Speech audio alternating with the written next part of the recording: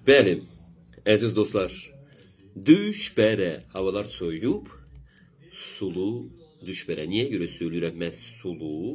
Çünki adam var.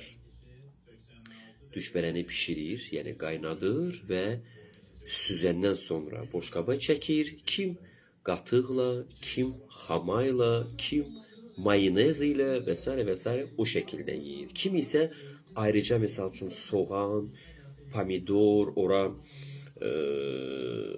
pul biber, qırmızı istiot, qara istiot qataraq elə bil ki, üzərinə rus demişkən načinka olaraq əlavə edib və yeyir. O da çox dadlı olur. Mən isə məhz sulu bişirmişəm bu düşbərəni. İndi söyləyəcəm necə bişirmişəm. Bəziləri söyləyəcək filan şey vururlar, fesmekan şey vurmurlar. Yenə deyirəm, bölgəsindən asılı olmayaraq kim nə vurur, kim nə vurmur, çox gözəl, kimə necə xoşdur, ləzizdir. O şəkildə də yesin, nuş olsun. Soğan, pomidor qovurursan qəşəng, mən pişirdiyimi deyirəm. Biraz da duz. Ondan sonra düşbərəni əlavə elədim qazana, qaynadılmış su tökürəm üzərinə və o şəkildə pişirəm. Sonda da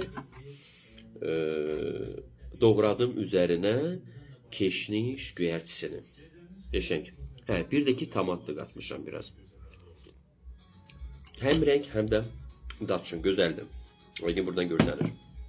Yanında da məhz özüm qırmızı kələm turşusu və balaca belə acı biberlər. Özüm bu turşuları istədim. Əslində turşularım var. Reklam xarakterini daşıması. Sadəcə özüm məhz qırmızı kələm turşu istədim. Soyuğun əsl yeməklərindən biri.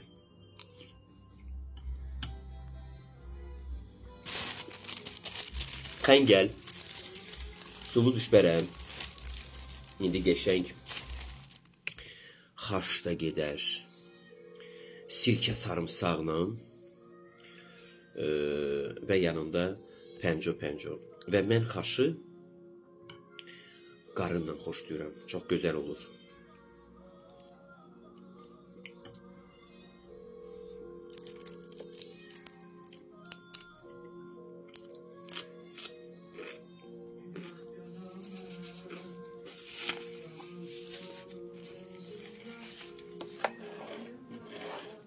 Düşbərə sevənlər, neçə nəfərik? Şərlərdə gözləyirəm. Hamınıza da hal-hazırda mənimlə yemək yeyənlərə nuş olsun.